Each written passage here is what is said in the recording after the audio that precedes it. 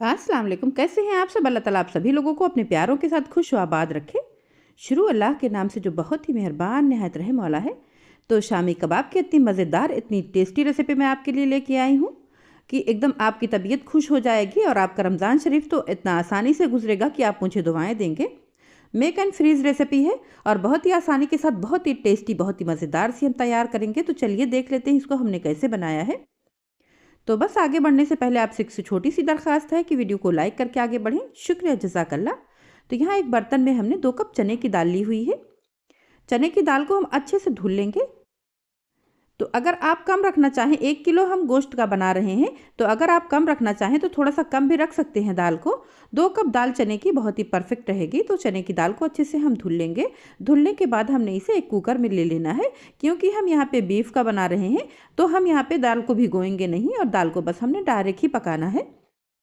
तो यहाँ पे देखिए 1 किलो गोश्त की हमने छोटी छोटी से पीसेस कट कर लिए हैं और हम यहाँ पे शामिल कर रहे हैं बोनलेस। हमने यहाँ पे बीफ लिया हुआ है। तो अच्छे से हम इसे कुकर में धुल के शामिल करेंगे। और चलिए अब हम कुछ मसाले भी शामिल कर लेते हैं। तो यहाँ पे देखिए हम साबुत मसाले नहीं शामिल करेंगे, क्योंकि हम यहाँ पे अपने कबाब को पीसने वाले नहीं हैं। तो हमने यहाँ पे नमक और हल्दी शामिल कर दिया है। नमक टेस्ट के हिसाब से डालें। हल्दी हमने आधे चम्मच से थोड़ा ज़्यादा ही डाल दी है। 1 किलो हम गोश्त का बना रहे हैं, उस हिसाब से सभी चीज़ें शामिल कर रहे हैं। तो यहाँ पे एक छोटा सा पाउच मैंने अदरक लहसुन का शामिल किया है, जिसमें कि 2 स्पून इसमें अदरक लहसुन का पेस्ट होता है। थोड़ा सा दालचीनी, थोड़ा सा तेज़पत्ता हमने शामिल कर दिया है। कुटी हुई लाल मिर्चें हम शामिल करेंगे, टेस्ट के हिसाब से शामिल कर ली। यहाँ पे 1.5 चम्मच तकरीबन मैंने शामिल किया है। और यहाँ पे बिल्कुल बारीक कटी हुई प्याज को मैं शामिल कर रही हूँ। अगर बारीक कटी हुई प्याज नहीं शामिल करना चाहें तो आप साबुत प्याज भी शामिल कर दें, प्याज गल जाएगी। और यहाँ पे 3 से 4 सब्ज़ मिर्चों को भी मैंने कट करके शामिल कर दिया है। तो प्याज तकरीबन एक बड़े साइज़ की कट करके इसमें शामिल कर दें। तो सभी चीज़ों को अच्छे से मिक्स कर देंगे, ताकि दाल और गोश्त सभी आपस में अच्छे से मिक्स हो जाए। उसके बाद हम इसे ढक्कन लगाएंगे। ढक्कन लगा के हम इसे गलने तक पकाएंगे। तो तकरीबन मैंने 22 से 23 मिनट तक इसे पकाया है। और फिर थोड़ी देर तक हम इसे छोड़ देंगे। उसके बाद हम कुकर का ढक्कन हटाएंगे और चेक करेंगे। माशाल्लाह से देखिए बहुत ही अच्छे से मेरे कबाब पक के तैयार हो चुके हैं, और ना तो जले हैं और ना ही पानी इसमें बचा है। अगर पानी बच जाए तो थोड़ा सा आँच को यहाँ पे तेज़ करके पानी को खुश्क कर लीजिएगा। और यहाँ पे देखिए अब 1 चम्मच भर के हमने गरम मसाले का पाउडर शामिल कर दिया है। साबुत गरम मसाले हमने नहीं शामिल किए थे, क्योंकि हम यहाँ पे शामी कबाब को पीसने वाले नहीं हैं। थोड़ा रेशेदार से हम कबाब बनाने वाले हैं। तो अगर पीसना हो तो खड़े मसाले भी इस्तेमाल कर सकते हैं। और यहाँ पे जो बड़े बड़े से मसाले हैं उनको हम निकाल देंगे और नमक चेक कर लेंगे। नमक हमें यहाँ थोड़ा सा कम लग रहा था, नमक हमने शामिल कर दिया है। नमक मिर्च वगैरह अपने हिसाब से शामिल कर लें।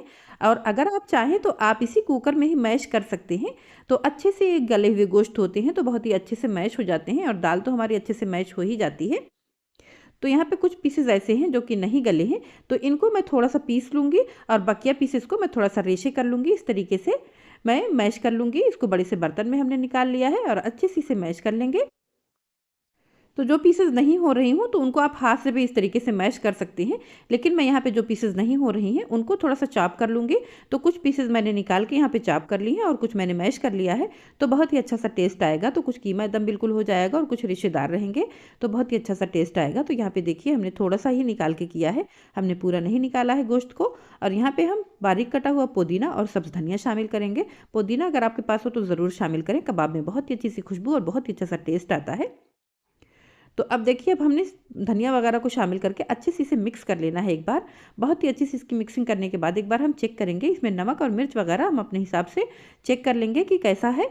तो उस हिसाब से हमने फिर इसमें ऐड कर देना है, क्योंकि फिर कबाब बनने के बाद मुश्किल हो जाएगा कोई भी चीज़ को शामिल करना। तो यहाँ पे टेस्ट करते हैं। तो हमें मिर्च थोड़ा सा कम लग रही है, और हम यहाँ पे थोड़ा सा सब्ज़ धनिया भी हमें कम लग रहा है। तो सभी चीज़ों को फिर से शामिल करेंगे। तो यहाँ पे बारीक कटी हुई सब्ज़ मिर्चों को हमने शामिल किया है 1 चम्मच भर के, और ढेर सारा हमने हरा धनिया फिर से डाल दिया है। और इसमें एक अंडे को हम यहाँ पे तोड़ के शामिल करेंगे। तो अगर आप चाहते हैं कि आप अंडों की कोटिंग ना करें और ऐसे ही कबाब को डीप फ्राई कर लें, तो यहाँ पे 2 अंडे इतने मिक्सचर में शामिल कर दें और अच्छे से अपने कबाब को बना लें। फिर आपको कोई भी कोटिंग करने की ज़रूरत नहीं पड़ेगी, और आप ऐसे ही डीप फ्राई भी कर सकते हैं। और इस कबाब को अगर आप कोटिंग नहीं करेंगे और शैलो फ्राई करना चाहें तो बहुत ही आराम से कर सकते हैं, बिल्कुल भी नहीं टूटेंगे। लेकिन चूंकि मैं रेस्टोरेंट स्टाइल बनाऊंगी तो मैं इस पर कोटिंग ज़रूर करूँगी। और यहाँ पे देखिए 2 ढक्कन हमने लिया हुआ है। तो जिस शेप का जिस साइज़ का बनाना चाहें उतना बड़ा ढक्कन ले लें, और इस तरीके से एक पॉलीथीन ले लें और उस पर इस तरीके से बनाएं। बहुत ही आसानी के साथ बहुत ही झटपट से बन जाता है। तो कबाब मेकर भी आता है, लेकिन मुझे नहीं लगता कि उसकी कोई ज़रूरत है, क्योंकि ढक्कन पे इतनी आसानी से बन जाता है। तो फिर एक और टूल को एक्स्ट्रा लेके उसको केयर करने की क्या ज़रूरत है। तो आप जिस शेप का बनाना चाहें, हर शेप का ढक्कन हमारे घर में मौजूद होता है।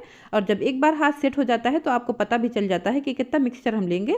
तो बहुत ही आसानी के साथ बस फटाक से आप डालेंगे और बन जाएगा। इतना आसान होता है इसको बनाना कि टूल में भी इतना आसान नहीं होगा। तो आप इस तरीके से ज़रूर एक बार ट्राई करिएगा, बिल्कुल बाजार जैसा लुक भी आएगा और बहुत ही आसानी से बन जाएगा।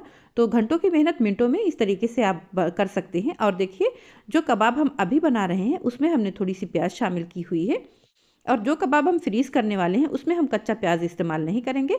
और अगर आप प्याज डालना ही चाहते हैं तो फ्राई प्याज आप डाल सकते हैं।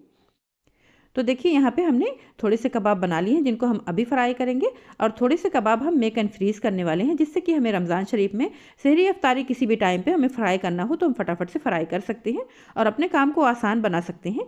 तो यहाँ पे देखिए, हमने एक पॉलीथीन ली हुई है, और इस तरीके से हम बीच में जो हम पॉलीथीन इस्तेमाल करते हैं सभी चीज़ें रखने के लिए, उसी को हमने बीच से कट कर लिया है और इस तरीके से हम रखेंगे। एक डब्बा हमने लिया है, आप पॉलीथीन में भी रख सकते हैं, जिप लॉक बैग में भी रख सकते हैं।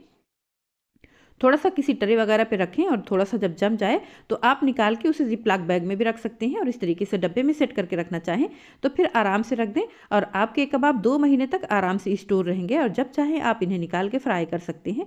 मेहमान वगैरह के आने पर भी आप बना सकते हैं और अपने रमज़ान शरीफ को भी आसान बना सकते हैं। तो चलिए, थोड़ा सा कबाब हम अभी का अभी फ्राई भी करके आपको दिखा देते हैं कि किस तरीके से हमने टेस्टी और लच्छेदार सा कबाब बनाया हुआ है। तो एक बोल में हमने 2 अंडों को तोड़ के ले लिया है और इसमें हम थोड़ा सा नमक शामिल करेंगे, और अंडों को हम बिल्कुल अच्छे से फेंट लेंगे, बहुत ही अच्छे से फेंटेंगे, तभी हमारे जालीदार और लच्छेदार से कबाब बनेंगे। तो अंडों को हमने बिल्कुल फेंट के एकदम तोड़ लेना है। तो अच्छे से जितनी फिटाई करेंगे उतना ही अच्छा हमारा कबाब बनेगा। बिस्मिल्लाहिर्रहमानिर्रहीम। तो यहाँ पे देखिए, तेल हमने गरम होने के लिए रखा है और गरम गरम तेल में ही हम इन्हें फ्राई करेंगे। कबाब तो हमारे बहुत ही अच्छे से पके हुए हैं, ऊपर से हमको कलर देना है, उतनी देर में कबाब भी हमारे अंदर तक फ्राई हो जाएंगे। तो हमने इस तरीके से हाथ की मदद ली हुई है ताकि थोड़ा सा अंडे भी साथ में जाएं और हमारे अच्छे से लच्छे बने। तो जब गरम तेल में हम डीप फ्राई करेंगे तो देखिए, इस तरीके से डालेंगे तो अंडे कुछ थोड़ा सा ऊपर आते हैं ना, तो उसी से लच्छे बनते हैं। तो बाज़ार वाले कबाब में इसी तरीके का कुछ लुक होता है जो कि देख के हमें बहुत ही अच्छा लगता है।